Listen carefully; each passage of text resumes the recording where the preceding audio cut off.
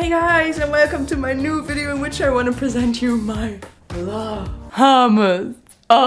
So I put together 3 different recipes to make the perfect hummus spread, homemade edition, so that you can cut out plastic from the supermarket, save money, and just put in all the flavors that you love. So let's do this. First of all, you'll need cooked chickpeas, dried tomatoes, 1 spring onion, dried rosemary, fresh basil, 1 tablespoon of tahin, it's so sticky, pepper and salt, and then blend it all together. If it's not really getting a smooth texture, then add some water. 1, 2, beauty shots!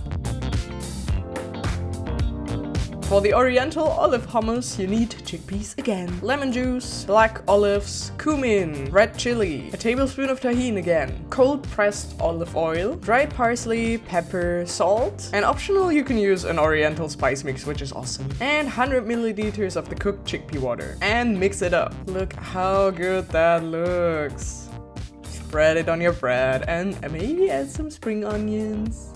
Beautiful. The last version is basically a sweet hummus cookie dough. So once again, chickpeas, dates, nuts. I used 50-50 hazelnuts and pistachios. It's recommended to soak nuts and dates beforehand. Add oat milk, salt, and optional a few drops chocolate flavor drop. Blend it! You can always add liquid if it's not smooth enough. If you still need more sweetness, you can add any kind of liquid sweetener. And definitely cocoa nibs. Mix those in yourself, et voila. The awesome thing about this is that you don't need to spread it on bread, but you can also eat it like that or top it on pancakes or whatever. And you can also add some pomegranate. Thank you so much for watching. I hope you enjoyed that video and try out all the new hummus editions. Which one do you think will be your favorite? Definitely tag me on your Instagram or Twitter when you try them out, and also check out my other stuff. I would love to see you in the next one.